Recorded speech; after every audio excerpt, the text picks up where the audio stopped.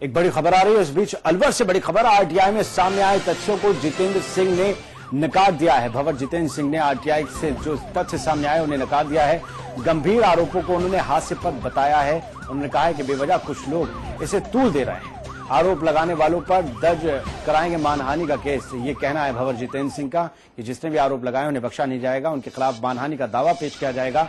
कब्रिस्तान समेत कई बीघा जमीन अपने नाम कराने का आरोप है भंवर जितेंद्र सिंह पर। अलवर से सांसद हैं और केंद्रीय रक्षा राज्य मंत्री हैं भंवर जितेंद्र सिंह, जिनके ऊपर आरटीआई के जरिए आरटीआई कार्यकर्ता ने एक इल्जाम लगाया था। उन्होंने कहा कि गैर मुमकिन पहाड़ और गैर मुमकिन कब्रिस्तान की जमीन भंवर जितेंद्र सिंह ने अपने नाम नाजायज तरीके से करवा ली है और इसमें एक एसडीएम भी शामिल था। आज उसी मामले में भंवर जितेंद्र सिंह का बयान सामने आया है। उन्होंने कहा है कि पूरे इल्जाम हैं वो बिल्कुल बेबुनियाद हैं और इसमें जो भी मुलव्वस हैं जिन्होंने मुझ पर इल्जाम लगाए हैं उनके खिलाफ मानहानि का दावा पेश करूंगा। आपको बता दें कि अलवर से सांसद हैं और केंद्रीय रक्षा राज्य मंत्री हैं भंवर जितेंद्र सिंह।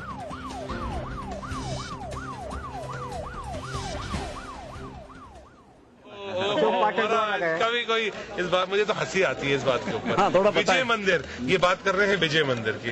अब कौन मानने वाला है कि विजय मंदिर के अंदर कोई कब्रिस्तान था? तो ये एक बहुत एक तरह से हंसी का विषय है। मैंने भी अखबार के अंदर पढ़ा है और मैंने उसका आज हम ऑफिशियल जवाब भी भिजवाएंगे और उसके ऊपर मानहानि का दावा भी उसके ऊपर होना चाहिए। ऐसे व्यक्तियों के ऊपर जो गुमराह करते हैं जमीन, मुझे लगता है कि जिसके जो ये इसको करवा रहे हैं वो पहले अपने हिसाब किताब दें कि उनके पास कैसी जमीन आई। मेरे पास जो जमीन आई हुई है, मेरे दादा और परदादाओं ने जमीन दी है, मैंने 1 इंच भी जमीन नहीं ली है। तो ये थे भंवर जितेंद्र सिंह, रक्षा राज्य मंत्री भारत सरकार, जो कि कह रहे थे कि मुझे बड़ा हंसी आती है इस तरीके के इल्जामों पर और वो लोग जिन्होंने इल्जाम लगाए वो बताएं कि उनके पास जमीनें कहां से आई। मेरे पास तो सब कुछ पुष्ट नहीं। अशोक पाठक आरटीआई कार्यकर्ता जिन्होंने ये जानकारी जुटाई थी, जिन्होंने इल्जाम लगाया था कि ऐसा भंवर जितेंद्र सिंह ने कहा है, फोन पर जुड़ चुके हैं। अशोक पाठक साहब, भंवर जितेंद्र सिंह कह रहे हैं कि अब मानहानि का मुकदमा दर्ज करेंगे, ये सारे इल्जाम बेबुनियाद हैं। भंवर जितेंद्र सिंह के विरुद्ध जो ये आरोप है जी, ये हमारे पास इसके पूरे दस्तावेज हैं। किस तरह से इन्होंने पद का दुरुपयोग करके ये कुछ किया। यही नहीं, इनके विरुद्ध 25 करोड़ रुपए की स्टाम्प ड्यूटी का भी एक मामला है। अच्छा। और यही नहीं, इन्होंने नदी की जमीन भी अपने नाम कराई। वो मामला हम जल्दी लेके आने वाले हैं जी। इसके साथ साथ अलवर शहर में बागवानी, बिजली विभाग और कई सरकारी महकमों की लगभग 400 बीघा जमीन भी इन्होंने अपने नाम कराई। उनके भी दस्तावेज हमारे पास हैं। तो आपने तो उस दिन एक मामला बताया था 8 बीघा जमीन का, आज तो आप 4-5 और मामले लेकर आ रहे हैं और वो कह रहे हैं कि मानहानि का हम दावा करेंगे। आप भी आक्रामक हैं, वो भी आक्रामक हैं। ये जी बोलें। इन्होंने अलवर शहर में अपने पद का प्रभाव करके, मुख्य बात यह है कि इनके विरुद्ध एक सीलिंग की कार्रवाई हुई थी। सीलिंग के तहत इनके पास 30 एकड़ से ज्यादा जमीन नहीं होनी चाहिए जी। आज इनके पास 330 एकड़ की जगह कम से कम 650 एकड़ जमीन है, जो इन्होंने इस तरह फर्जीकारी करके ही इकट्ठा की है।